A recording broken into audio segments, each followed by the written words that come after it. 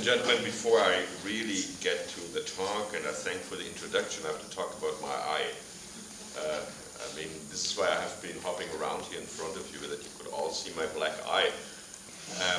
And as I'm doomed to speak with a black eye for the rest of this lecture tour in Europe, I give you three options. One option is that I was reading Maywater in the Maywater fight on Saturday afternoon, and I was secretly coming from Vegas directly to Copenhagen, but he had no black eye. I mean, it's a blue eye actually, it's the same German, but call it black eye in American English. The second option would be that I got into a street fight on Sunday afternoon in Copenhagen after going out for dinner with my friend Christandl, who's the last person who saw me without a black eye, with a normal eye. I mean, Sunday at about midnight, but then I went to some red light district and there it happened. The third and maybe most appealing option would be a rhetorical one, that after reading Quintilian, who says in order to attract an audience you have to have something eccentric, he doesn't use that word. For example, you have to have a shouting baby at court or something like that. So I made this up. It's just a make-up black eye, so that as I have nothing to say on the topic, I can still fascinate you. So please choose the option that you prefer, and I apologize for the black eye, but as it is not really make-up, I cannot undo it. And then, way beyond the usual thing, I wanted to thank Christandl and Matthias for what I really consider the most spectacular introduction I've ever had to a talk. I mean, what you did with Schrödinger was more than an introduction, but it's absolutely beautiful. It's also intimidating. What I don't know is whether you know that I'm completely fascinated by Erwin Schrödinger. Actually, I have a little book on Schrödinger that I will send to you. I mean, not that you have to know all the books I've done way too many, but that is interesting in the sense of our discovery mutually of many, many affinities. But let me confess, I think that's welcome in Denmark, wouldn't be so welcome in Germany. What most fascinates me about Schrödinger, I actually think, and I will come back to it, I took little notes in my notes, I do think that there is a strange affinity between what I have to say, what I try to develop today, and the core of what Schrödinger is saying without any scientific competence on my side. But what fascinates me most about Schrödinger are two things that are unfortunately not given to me. I have a little biography or biographical sketch on Schrödinger, and one of the things that fascinate me today, I think most people think if you had this ranking, who was the most important scientist of the 20th century, I think Schrödinger would undoubtedly get many more votes than Einstein today. Because Schrödinger, on the one hand, was a classical physicist and very important in the mathematization of the intuitions of quantum mechanics on the one hand, but he was also, I mean, this is what you were talking about, one of those people who anticipated what we call biological engineering and so forth and so forth. Today, for example, he was the first person who, as an intuition, using it as metaphor, was talking about a genetic code. I mean, he didn't know what a genetic code would then become scientifically, but the concept, the first time that somebody used that concept was, I think, in 1948 at a lecture he gave. But before I really get into my subject matter, and this is of course completely improvised, I cannot resist the temptation to tell you what fascinates me most about Schrödinger. In the first place, that he was by any definition an absolutely lazy person. He worked very little, and I always think I have to work very hard. But I mean, Schrödinger, I mean, you know, I don't know whether you know that, his intuition, this was in 1926, so I know something about that, his intuition about how you could give a mathematical form to quantum mechanics was during a ski vacation on which he was with his wife and two lovers. So imagine the complication. A, he was skiing, and B, he had to hide always two women from the other. And he managed to do that and to write the basic equation for this, one of the greatest mathematical discoveries of the 20th century. That alone would make Schrödinger great, independently of the Nobel that he won. The second anecdote, I think, is even better, and probably you have to be born in Germany to really appreciate that, but I have a suspicion that people in Denmark can also appreciate that. So Schrödinger had appointed at the University of Berlin, today Humboldt-Universität, which was then the world center of physics, really, as the successor of Max Planck in 1932. He was 1932, and then in 1933 it was announced that he would be the Nobel laureate of 1933. That means, of course, when the Nazis came to power, They were extremely happy, especially a former Austrian chancellor in Germany was extremely happy to have this world star, the Nobel in Physics of that year, being at the University of Berlin, and they immediately offered him German citizenship without any conditions. And see what Schrödinger did. He didn't do anything, he didn't react to that. And then he went to his usual 3-month summer vacation. Can you believe it? 3-month summer vacation without any work in North Tyrol. And then when the time came to come back to Berlin in late September, because the semester would start, he wrote a letter to the dean of the science department at the today Humboldt University to Berlin saying, and this I quoted in German, then I translate, ich bin nicht mehr geneigt, nach Berlin zu kommen. Herzliche Grüße, Ihr Erwin Schrödinger. So he didn't say anything about politics. I'm no longer inclined to return to Berlin. Best wishes, Erwin Schrödinger. I think this is the most genius rejection of Nazi Germany I've ever read of. When he took his car, he had actually a small BMW, and went to Great Britain, being sure that he would not get a professorship there, because professorship implied teaching and much work. He lived from 1933 to 1945 on fellowships. He always had fellowships, he always had the next fellowships. There was no teaching. And at the reception or at dinner, you can ask me about the conditions of Schrödinger's death in 1960. I will not talk about that in public, because being a professor of an American university, if I talked about that in public, I would risk to lose my job. And that I cannot afford yet before retirement. But it's another very, very interesting Erwin Schrödinger story. So it's absolutely, I mean, I could not imagine a better introduction than listening to the voice of Erwin Schrödinger, which I actually never listened to. And you are right, there's a German accent, but it's not Austrian. That's maybe because he was the only Austrian Lutheran Protestant. I mean, if you're Austrian, of course, you're either Catholic or Jewish, but not a Protestant. But Erwin Schrödinger, because everything in his life is weird, was in the end a Protestant. Okay, I apologize, but this was too beautiful to not react to it. And I apologize again for my black eye, and I really start. So I wanted to thank you for the invitation, of course, for the invitation to speak for an audience whose competence is certainly to a large degree different from mine, and probably much superior to my own competence regarding the subject matter, regarding the title of my talk, trying to think electronic, and fortunately I sounded then thinking with quotes, trying to think electronic, quote unquote, thinking. In other words, dear Christandl, dear Matthias, dear friends, I thank you for a challenge to think that I should probably never have accepted if I was a more kind of cautious intellectual professor, or real professor. I should not have accepted this challenge. Now, this paradoxical speech act, to thank you for a challenge that I should not have accepted if I was more reasonable, requires an explanation that I will deliver, and that is really my introduction, in the form of two narratives, and I apologize, but this is again one of our overlaps, that one of the two narratives partly overlaps with what Matthias was already telling you. So prehistory 1 for this lecture, how did this lecture come into being, as Heidegger would have said, and that is a story with Matthias. About 2 years ago, I wanted to provoke the readers of my weekly blog for the German newspaper Frankfurter Allgemeine Zeitung, mainly as far as I know, I don't know it for certain, colleagues from the humanities. I wanted to provoke my readers with the Hegelian thesis, Hegelian in character, that the place where human thinking had arrived today is definitely not the literature departments, but software production. So I wanted to make a statement about where interesting thinking happens today is software production. Of course, there's also was a mental footnote to that. You like to say that when you're living in Silicon Valley, right? You like to say that for a German readership in Silicon Valley. The thinking is really in the San Francisco Bay Area and not at the University of Berlin or something like that. For that purpose, I had a long conversation with a Google software producer, and of course that person was not from Google, because you all know, and this is now a true story, that he was from another software producer, but I'm not allowed, he would lose his job, to say in public where he was from.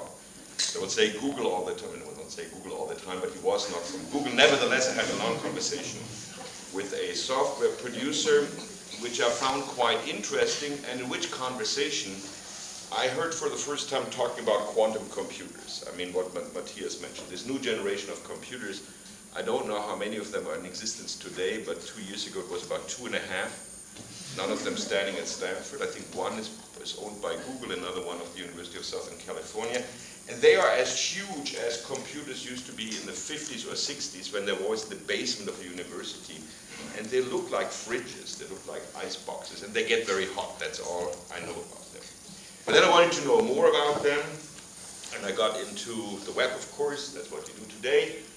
And I got into the announcements of the company that is producing quantum computers, and there were huge utopian promises.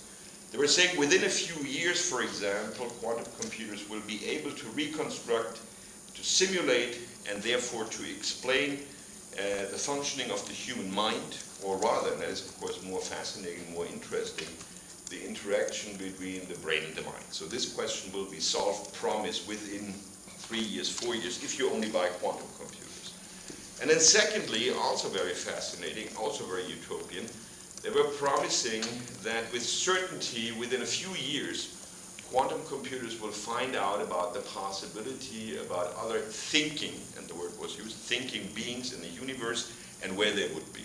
There's a high probability that somewhere in the universe there are other beings that think, but they will not only be identified being located. I thought that is really interesting. I mean, these two questions, there were more questions, but these two questions fascinated me. So a few months later, actually a few weeks later, I don't know whether it was randomly or it was the intention of the organizers, I remember that I was sitting next to you, not face to face with you. You have a better memory. I mean, I'm under the onset of Alzheimer, so I was sitting face to face to you at the dinner of a very interesting colloquium at Cambridge, and I asked you about quantum computers. If he's into quantum computing, he must know about that. And it became a terribly interesting conversation for me. It was not really conversation, I was just asking and asking, asking. It was getting interesting and strangely comprehensible answers for me. So I invited Matthias to Stanford to a colloquium. It was actually not a Germanist colloquium, it was our philosophical reading group. But I was surprised, I have to say this here in public, in Denmark, so that the University of Copenhagen know what an acquisition is, that some of the stars of our computer science department, electrical engineering department, showed up there. I said, wow, I have invited somebody who's even more important than I knew. The discussion was certainly fabulous, but I felt all the time embarrassed, but that it was not good enough for you. But then out of the blue, I got this invitation to speak here, so I think you really must have found our discussion at Stanford interesting. I normally don't like the word interdisciplinary. I think we should let it rest for 30 years because it's so overused. Whenever people announce something, especially when you have applications to get money, you have to say it's international and interdisciplinary. I would just say the conversation was very interesting. Maybe it was also interdisciplinary, but above all interesting and intense. So this is prehistory number 1, but you already knew it. Prehistory number 2, you do not know, or some of you may actually know.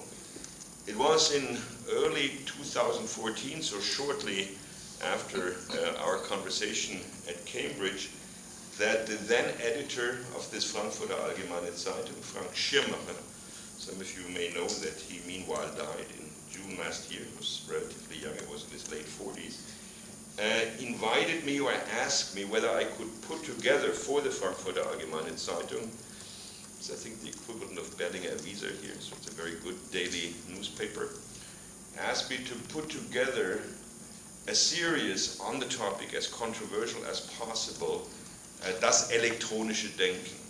I say that in German because there was an intentional pun there. Das elektronische Denken can mean the electronic thinking and thinking electronic technology, or thinking the electronic conditions. So the ambiguity was intentional, and I accepted this challenge. It was another challenge, because I basically think that people from philosophy and from the humanities until the present day normally behave in a very lazy way when it comes to think, electronic thinking, or the electronic condition.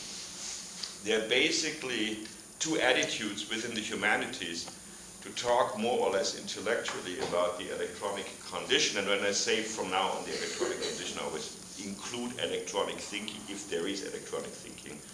I actually, as you will see, agree with Schrödinger that it's problematic to call it thinking. But the two attitudes are, one, the humanist among you know about that. How many here among you are from the humanities, literature departments? That's about half. That's interesting, that's a challenge.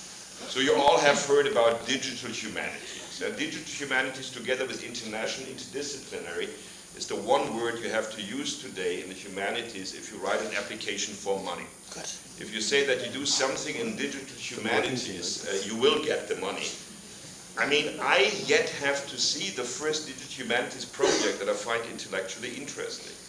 I think all this talking so far, I think it could be potentially interesting. So far, it is to show that even in the humanities who have a reputation of being old-fashioned, people are capable to use electronic technology. I will give you one example for a research project at Stanford that, to my knowledge, cost about $100,000. I mean, Tony was there when a colleague of mine, whom I like, presented this research project in a seminar on Voltaire. It was a seminar on Voltaire, and he did digital research on Voltaire. So there's an estimate that Voltaire, during his long life, wrote more than 40,000 letters. And the bad news for literary scholars is that of those 40,000 letters, more than 21,000 are preserved. It would, of course, be a much better situation if we could say, oh, unfortunately, there are only 1,000 left. No, unfortunately, there are 21,000 left.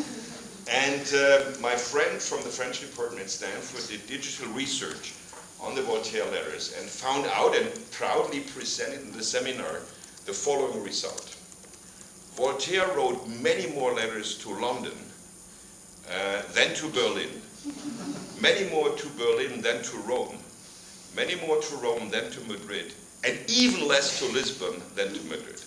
Yeah? I mean, that cost $100,000. Imagine anybody who has ever worked for 1 hour on the 18th century could have made with certainty the same prediction.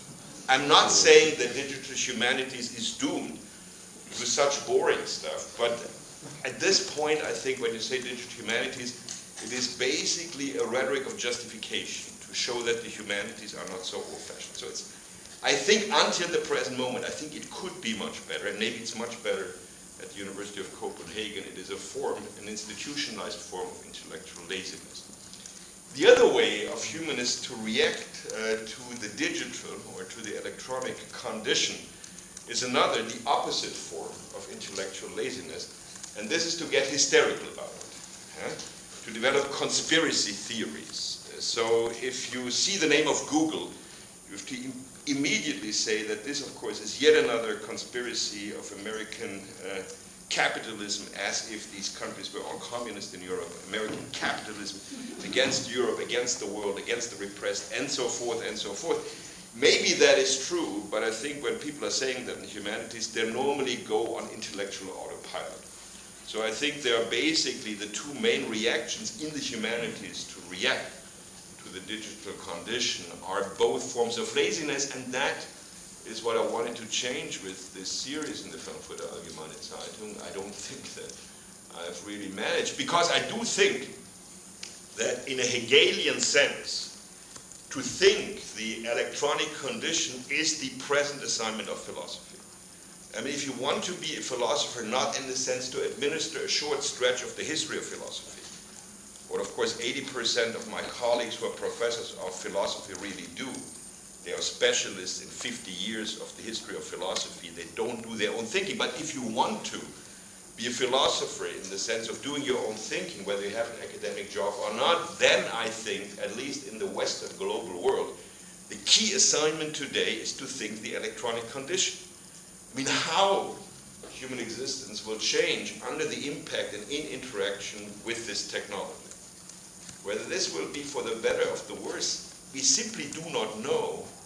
And I think these lazy attitudes are attitudes that act as if we knew. So, I mean, this is what I really wanted to do with this lecture series. But unfortunately, Frank Schirmacher, the editor of the FAZ, died before the series was finished. And the series somehow fell apart because everybody at this newspaper was shocked about that. He was a good friend of mine. And I never got to the point that was really thought to be not the culminating moment for me, but I had planned when the series was done, not to write a summary, but to write a philosophical essay reacting to these not so lazy contributions and attempts to think the electronic condition. That I've never written, but when I received Matthias's invitation, I first thought I had to reject that. And then I thought, well, you know, nothing can happen in an academic career at age 67. I can embarrass myself a little bit, but who really cares? I mean, it would make some of you happy if I embarrassed myself, perhaps. And I thought this is an opportunity to try and do what I had planned to do for this, not summarizing, concluding article, to try and seriously think the electronic condition. This is what I want to do. Electronic condition, once again, in the sense of electronic thinking, can be called what is going on in the computer electronic thinking, but also really the electronic condition. How does human existence, forms of human existence change? How are they being transformed under the impact of electronic technology? And trying not to start out already from a premise that is either very good or very, very bad. So this is the point of convergence, to do what I planned to do, never got to do today, thanks to your invitation. This is why I have to thank you for a challenge that I should never have accepted. Here is the menu for what follows in my talk, which will have 4 parts. I start with a relatively brief discussion about what philosophy has to say about thinking, which is astonishingly little. It's a very strange situation, but from the beginning of Western philosophy, there is talking about that thinking should be a core question to think about thinking of philosophy, but for some strange reason it never happened. But I do think this first part will also already lead us to a suspicion about why, when humanists or philosophers think about electronic thinking, they like to attribute agency to this electronic thinking. They like to talk about computers as if they could act, as if they were agents. We all used to that, but it's kind of strange to talk about computers as if they could act. In the second part, I will ask the same question: what do the humanities have to say about thinking from a more historical and institutional point of view? I will talk about some conceptions that became institutionalized, some ways of thinking that became institutionalized in the humanities between the late 18th century and the early 21st century. This is not so much to talk about individual philosophers, but about different forms of thinking. This is not so much about what people thought about thinking, but certain practices of thinking. And this is the part where now, after your introduction, I think I can talk about a certain affinity with Schrödinger, if I don't overlook my notes that I wrote, Matthias, during your introduction. This will lead to the hypothesis, to confirmation to the hypothesis that whenever humanists think about computers, about electronics, they attribute agency to electronics, which once again I want to emphasize, this is probably how most of us normally think about electronics, but this is once again strange, to attribute agency to what is normally a machine. And no wonder if you attribute agency to that machine, that all of a sudden this machine becomes scary, and you attribute conspiracy theories to that machine. In the third part, which perhaps, if there's anything relevant in what I have to say, will be the one relevant part, I will try to describe and assess how electronic thinking, how electronic technology rather, has transformed so far the humanities, but above all the human condition. And I have no master hypothesis there. This is rather an open list of observations that I can make, so to speak, phenomenologically. I have no master hypothesis there, but maybe that's the state of the art. We're always impatient and say, this is what electronic thinking does to the world, something very wonderful or something very horrible. And maybe we have to be patient and describe many different things that happen under electronic conditions. And this will finally lead me to a brief fourth reflection, how we might react to to a future electronic condition or to a future human condition that we might expect under electronic impact, and that again, I didn't know that, I think will have a certain affinity with Schrödinger. Now at this point, I always make the same joke, but it's a truthful joke, and I apologize to Björn Bjarne, who already heard that yesterday. As you see or don't see, but here you can see it beside my black eye, I'm always speaking from a couple of file cards with unreadable notes, which I think helps me to be in contact with you as an audience, but which makes it very difficult to predict how long a lecture is going to be. Now, if you react as sympathetically as you reacted now, you laugh my jokes, then I get loquacious and the lecture is going to be very long. If you look at me with this very Scandinavian, if you allow me predication, seriousness you have been looking at me so far, I get embarrassed. I think you're terribly bored. I skip things and the talk is going to be shorter. And it happens this way. So whatever is going to happen, whether it's long or short, the responsibility will be completely with you. But my average prediction is that it's going to be another 35 to 40 minutes, but if you laugh again, then 45. Okay. What has philosophy to say about thinking from a systematic point of view? So I'm deliberately not presenting that historically. So I really looked up for this talk, what are the decisive encyclopedias of philosophy. You go to Thinking, for example, you can read German, das historische Wörterbuch der Philosophie, quite impressive.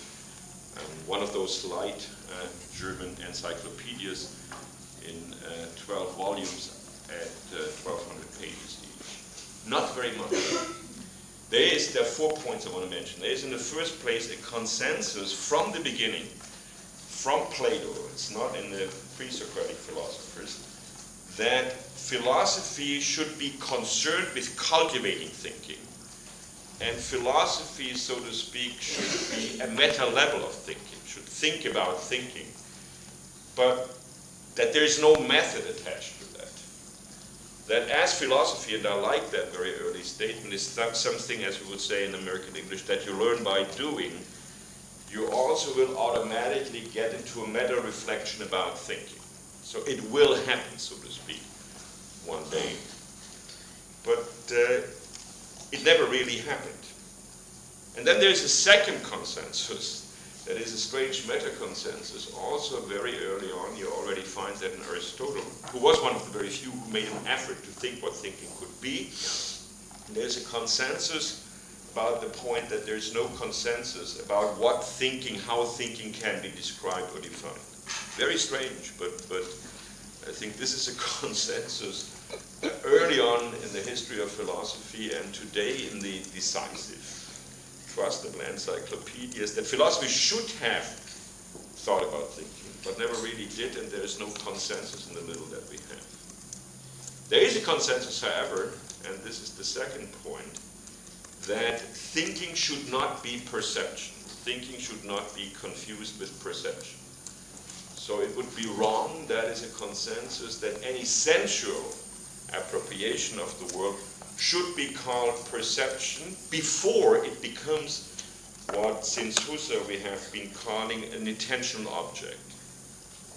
There is consensus, however, that once you have intentional objects, let's say once you have my voice or the words that I'm pronouncing constituted as objects in your mind, that is the basic substance of thought and of thinking. So perceptions transformed into intentional objects are thoughts, and thoughts, I can say in the country of Lego and Billund, are the building blocks, the Lego blocks of thinking. Yeah, I mean it sounds very trivial, but it cannot be just perception. Now, third question: what do we do with thought?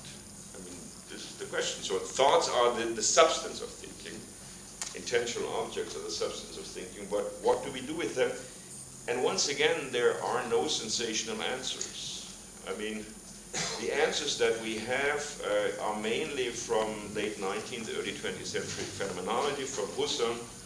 Husserl, for example, in the context in which he gives this genius definition that time is the form of consciousness, describes that at each moment of our thinking, an intentional object is occupying the present.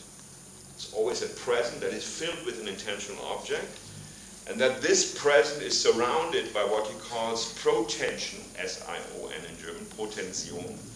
That is an anticipation of a fraction of a second, and by retention, and that is a memory of a fraction of a second. So there's this double halo, and this double halo indeed is the condition for understanding. You wouldn't understand a word of what I'm saying, what anybody says, if you didn't have a retention, fractions of seconds of what I was saying before, and a protension. That is plausible, that is truthful, but it doesn't help all that much, as it sometimes happens with Husserl, whom I greatly admire. You find a description influenced by Husserl in the German philosopher, I rather call him a philosopher than a sociologist, Niklas Luhmann, whose description of thinking is also based on time being the basic structure of the human mind, of consciousness. And Luhmann says that each following thought, retrospectively, it's almost like the form of Benjamin's or Paulicles' angel, retrospectively looks at the previous thought and attributes meaning to the previous thought. So that is the continuity of thinking, that always one moment later, it is like this retention. You look back at the previous thought and attribute meaning at the previous thought, and then synthetically can construct certain constructions of meaning.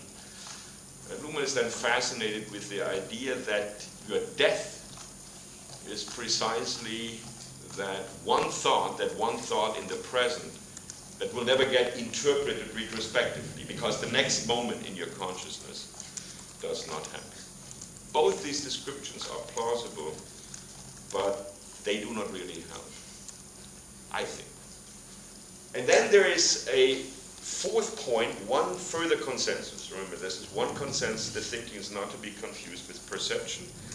And then there's this other consensus, which I found was surprising, that thinking is not to be confused with intuition.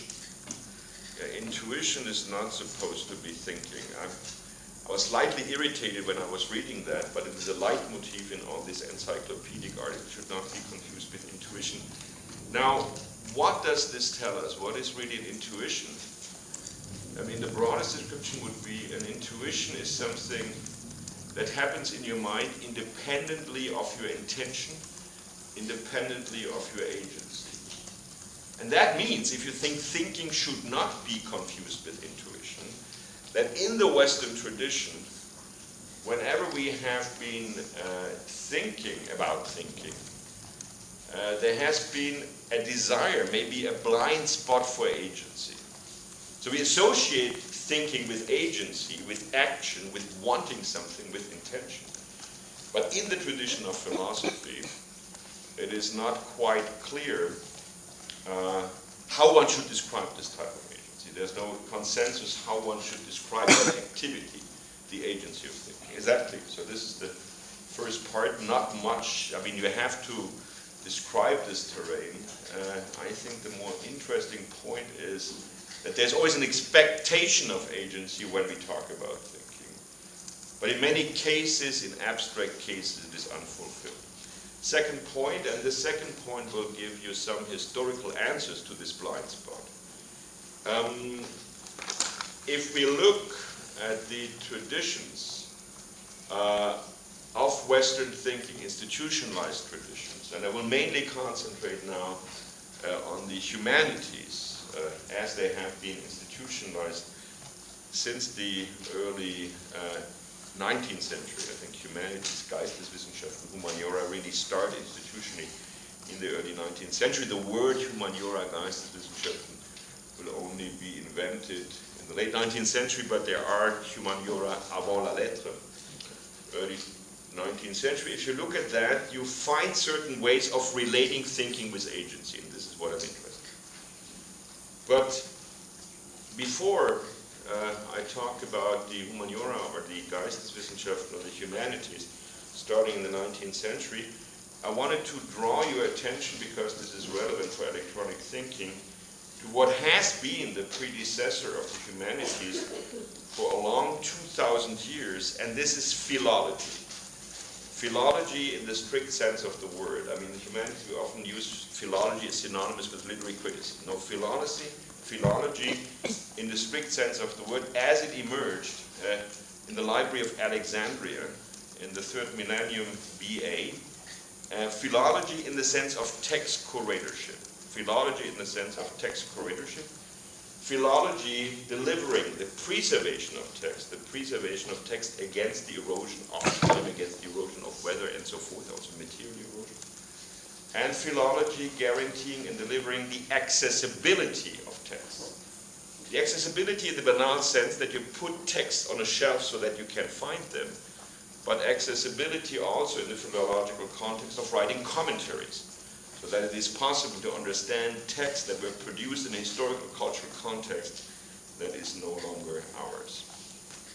Why is this relevant for us? It is relevant for us because since the emergence of linear writing in the early 1st millennium BA, texts have been the one medium for the preservation of knowledge. And we could perhaps actually say that because of that, because texts were the one privileged medium for the preservation and also for the freezing given a form to knowledge, that the linearity of that medium may have shaped human thinking. The linearity of that medium may have shaped human thinking. This is one historical stage I wanted to briefly mention for reasons that you will understand later on. If you are interested in this issue, which is a very interesting issue, I recommend you 2 very different books. One is not a book, it is actually the life work of my late friend Friedrich Kittler, one of the inventors of what we call today media history, media theory.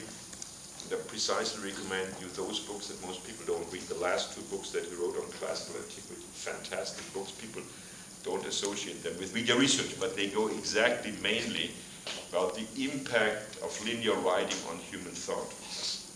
But I also recommend you the strange latest book of my Stanford colleague Michel Serres, yes, Michel Serres of the Académie Française, earns his money at Stanford, we put it this way, on La Poussette. So this is a condition of a new intellectual style that is emerging under electronic conditions, which is in which no longer texts are the only or the main mediatic form of preserving knowledge. Second point, and now I talk about the humanities, and now we go back to thinking. I think that the precondition for the emergence of the humanities as an institution was what we call the emergence of historical thought. I call it the historical chronotope. Those among you, like Christandl, who know that book about after 1945, have read about that. You could say, I think that a certain social construction of temporality was the precondition of a certain type of thinking that we can call historical thinking. And this type of thinking was the precondition for the emergence of the humanities. And I will now talk for 5+ minutes about that, because I think this explains to you how we mainly institutionally think about thinking. So this is now an institutional way of thinking. This is not a philosophical reflection about thinking. I apologize with Tone and with Bjarne, because this is something I already mentioned in my talk yesterday. But unfortunately at age 67, if I have to talk 5 times per week, I cannot invent every sentence each time. Okay.